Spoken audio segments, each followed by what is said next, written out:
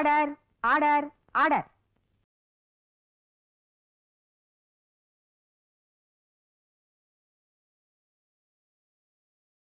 பாரதிய நியாய சந்நிதா 2023 என்ற சட்டத்தை இந்திய தண்டனை சட்டம் 1860க்கு மாற்றாக 1 ஜூலை 2024 முதல் அமலுக்கு வந்துள்ளது.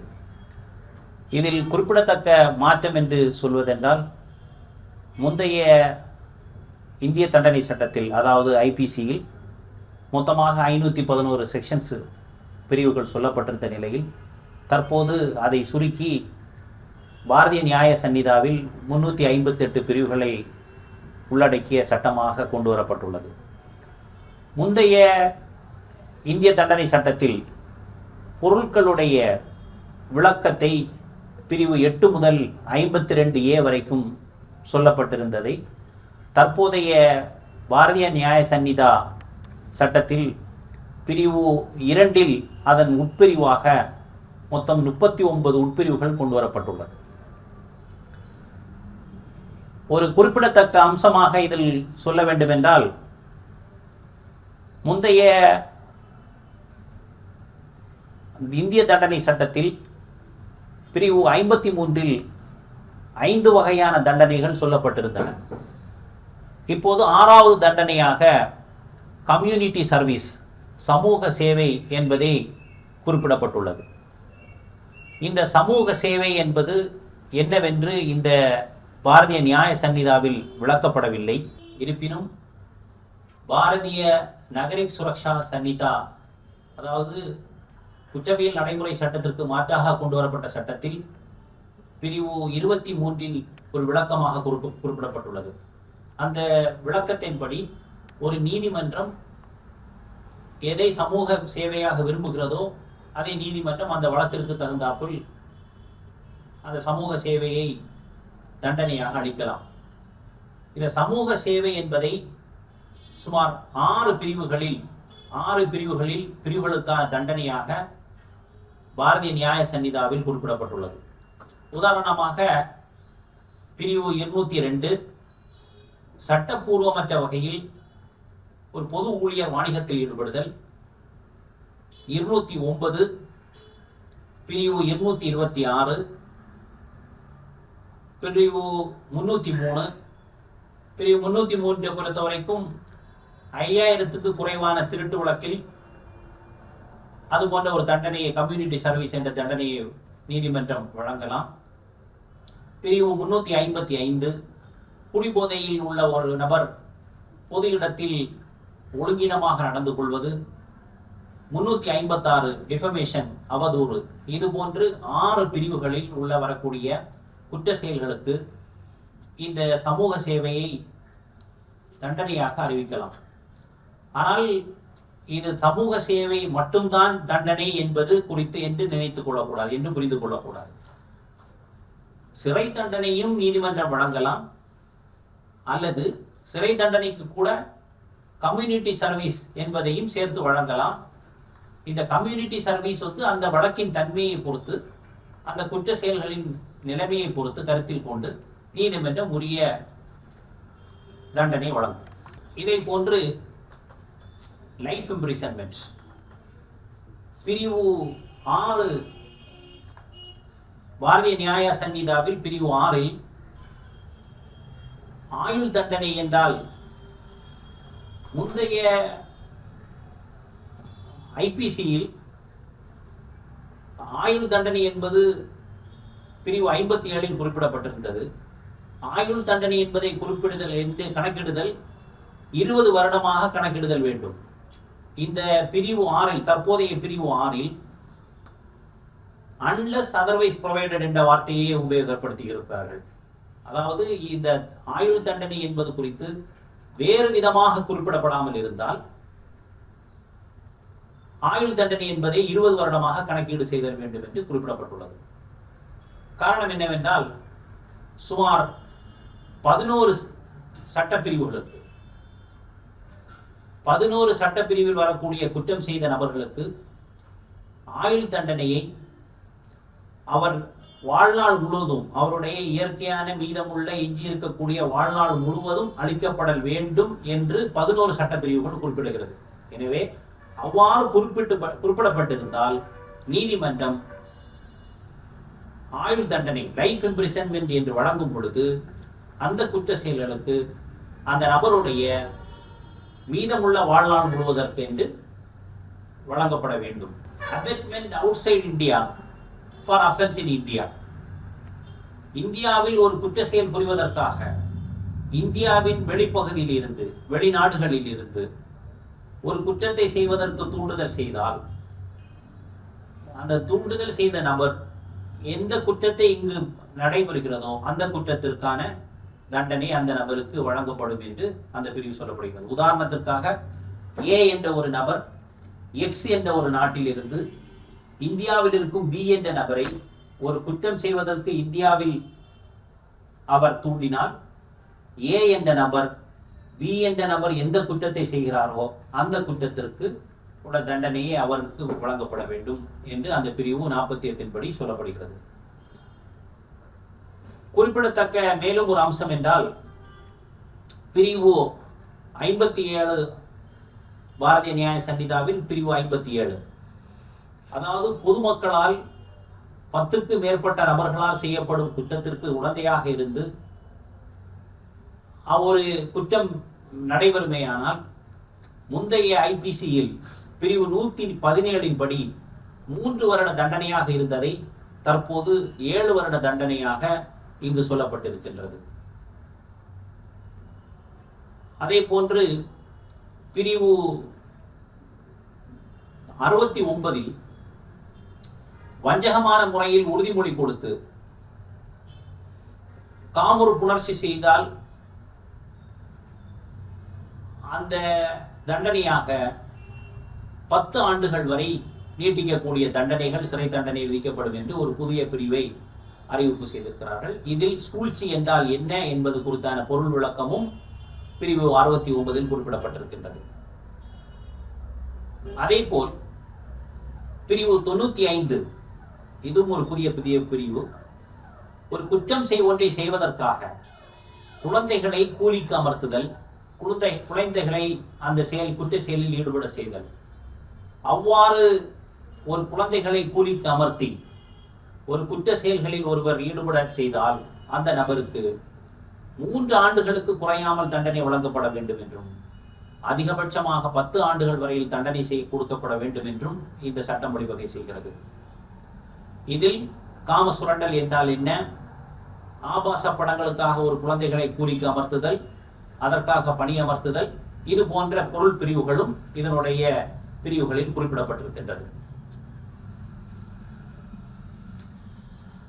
பிரிவு 103 உட்பிரிவு 1. இது முன்னாடி நம்ம மர்டர் கேஸ் மர்டர்னா செக்ஷன் 302 அப்படிங்கிறது பொதுவாக எல்லாருக்கும் தெரியும். இந்த 302 உடைய அந்த மர்டர் செக்ஷனை, அந்த பிரிவை 103 உட்பிரிவு 1 கொண்டு வரப்பட்டுள்ளது.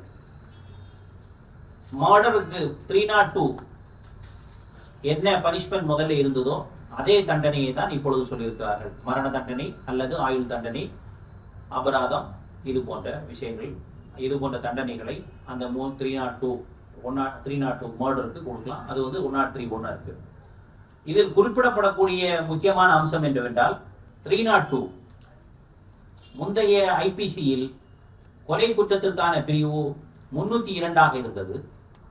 அந்த 302 அதே பிரிவை தற்போது 103 உட்பிரிவு 1 சொல்லப்பட்டிருக்கின்றது.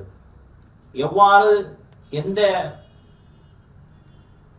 எந்த தண்டனையை 302 ஐபிசியில் சொல்லப்பட்டிருக்கின்றதோ அதே தண்டனையை 103 உட்பிரிவு 1 கூறப்பட்டுள்ளது. இந்த 103 பிரிவில் உட்பிரிவு 2 புதிய ஒரு குற்ற செயலை கொண்டு வந்திருக்கிறார்கள். 103 உட்பிரிவு 2 படி 5 அல்லது அதற்கு மேற்பட்ட நபர்கள் ஒரு குழு நபர்களாக இனம், சாதி, மொழி, பிறந்த இடம், தனிப்பட்ட நம்பிக்கை அல்லது அந்த நோக்கத்திற்காக ஒன்றாக செயல்பட்டு ஒரு மரணம் விளைவிக்கக்கூடிய ஒரு குற்ற செயலை செய்தால் அந்த நபருக்கு மரண தண்டனையோ அல்லது ஆயுள் தண்டனையோ விதிக்கப்படலாம் என்று இந்த சட்டம் வழிவகை செய்கிறது. 104 பிரிவு 104 படி ஒரு பழைய பிரிவு தான் என்றாலும் இது புதிதாக அறிமுகப்படுத்தப்பட்டிருக்கின்றது. பழைய பிரிவு என்றால் 104 பழைய பிரிவு என்று சொல்வதென்றால் 303 ஆஃப் ஐபிசி, முந்தைய இந்திய தண்டனை சட்டத்தில் பிரிவு 303. அந்த 303 ஒரு ஆயுள் கைதியால் மீண்டும் ஒரு கொலை செய்தால் அதற்கு தண்டனையாக மரண தண்டனை விதிக்கப்பட வேண்டும் என்று சட்டம் இருந்ததை Mithu versus state of Punjab என்ற உச்சநீதிமன்ற தீர்ப்பின்படி அந்த சட்டம் ரத்து செய்யப்பட்டு விட்டது. அது காரணம் அதற்கான வேறு எந்த தண்டனையுமே இல்லை. தண்டனை கொடுப்பதாக இருந்தால் மரண தண்டனையை தவிர்த்து வேறு எந்த தண்டனையும் அதில் சொல்லப்படவில்லை என்ற காரணத்தினால்தான் இப்போது அந்த பிரிவை 303 என்ற பிரிவை 104 என்ற பிரிவாக அப்படியே கொண்டு வந்து அதில் ஆயுள் சிறை கைதி, ஆயுள் தண்டனை பெற்ற கைதி மீண்டும் ஒரு கொலை குற்றம் செய்தால் அந்த குற்றவாளிக்கு அவர் லைஃப் இம்ப்ரிசன்மெண்ட், ஆயுள் தண்டனை, அவர் வாழ்நாள் மீதம் எஞ்சி இருக்கக்கூடிய இயற்கையான வாழ்நாள் முழுவதும் ஆயுள் தண்டனை அல்லது மரண தண்டனை இவற்றில் எது வேண்டுமானாலும் நீதிமன்றம் வழங்கலாம் என்று புதிதாக அந்த சட்டத்தை, அந்த பிரிவை இந்த பாரதிய நியாய சந்நிதாவில் கொண்டு வரப்பட்டிருக்கிறார். முந்தைய இந்திய தண்டனை சட்டத்தில் கவனமின்மையால் மரணம் விளைவித்தல் என்ற பிரிவு 304A இருந்தது. அதாவது மரணம் விளைவிக்கும் நோக்கம் இல்லாமல் அஜாக்கிரதையாகவும் கவனக்குறைவின்மையாகவும் அந்த செயல்களால் ஒரு நபருக்கு மரணம் விளைவித்தால் 2 வருட தண்டனையாக 304A சொல்லப்பட்டிருந்தது. தற்போது அந்த 304A என்ற சட்டப்பிரிவை 106(1) உட்பிரிவு 1 என பாரதிய நியாய சந்நிதா 2023 கொண்டு வரப்பட்டுள்ளது. பொதுவாக இந்த 304A என்ற சட்டப்பிரிவை அஜாக்கிரதையாகவும் அதிவேகமாகவும் வாகன விபத்து ஏற்படுத்தும் நபர்கள் மீது வழக்கு விசாரணை செய்து வழக்கு நடைபெறுவது வழக்கம். தற்போது 106(1) உட்பிரிவு 1 படி ஏற்கனவே சொல்லப்பட்டிருந்த 304A சொல்லப்பட்டிருந்த 2 வருட தண்டனையை 5 வருட தண்டனையாக அதிகப்படுத்தியுள்ளார்கள்.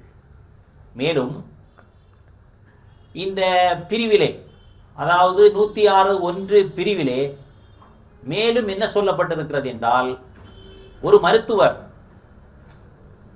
அவர் மருத்துவ நடவடிக்கையின் காரணமாக அப்படி ஒரு மரணத்தை விளைவிக்க நேர்ந்தால் அந்த குற்ற செயல்கள் அதற்கு தண்டனையாக 2 ஆண்டுகள் என குறிப்பிடப்பட்டிருக்கின்றது.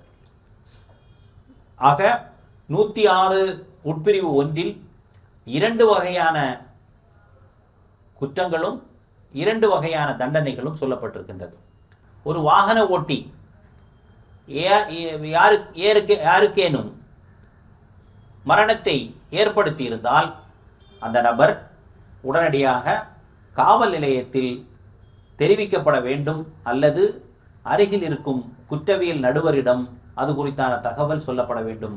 அவ்வாறு தகவல் சொல்லாமல் தப்பித்து சென்றால் அந்த நபருக்கு 10 ஆண்டுகள் சிறை தண்டனை வழங்கப்படலாம் என்றும் இந்த சட்டம் சொல்லப்பட்டிருக்கின்றது.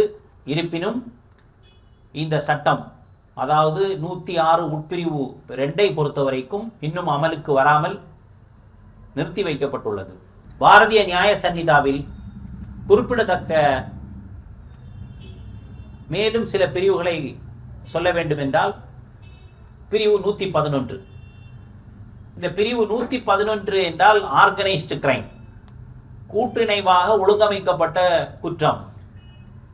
ஆர்கனைஸ்டு கிரைம்ங்கிறது என்ன அப்படிங்கிறது பொறுத்து 111 உட்பிரிவு 1 குறிப்பிடப்பட்டுள்ளது. அதாவது குழந்தைகள் கடத்தல், வழிப்பறி, வாகன திருட்டு, அச்சுறுத்தி பணம் பறித்தல், ஒப்பந்த கொலை, லேண்ட் கிராபிங் நில அபகரிப்பு, பொருளாதார குற்றம், கணினி குற்றம், ஆட்களை கடத்தல், போதைப் பொருட்கள், ஆயுதங்களை பயன்படுத்துதல், இது போன்று சட்டவிரோதமாக மனிதர்களை கடத்துதல், இப்படி பல விவரங்கள் குறித்து 111 குறிப்பிடப்பட்டுள்ளது. இந்த புதிய பாரதிய நியாய சன்னிதா 23 சட்டத்தின்படி 11 வகையான குற்றங்களுக்கு ஆயுள் தண்டனை நீதிமன்றம் வழங்கும் பொழுது அந்த குற்றவாளியுடைய எஞ்சியுள்ள மீதமுள்ள வாழ்நாள் முழுவதும் வழங்கப்படுதல் வேண்டும் என்று சட்டம் வழிவகை செய்கிறது.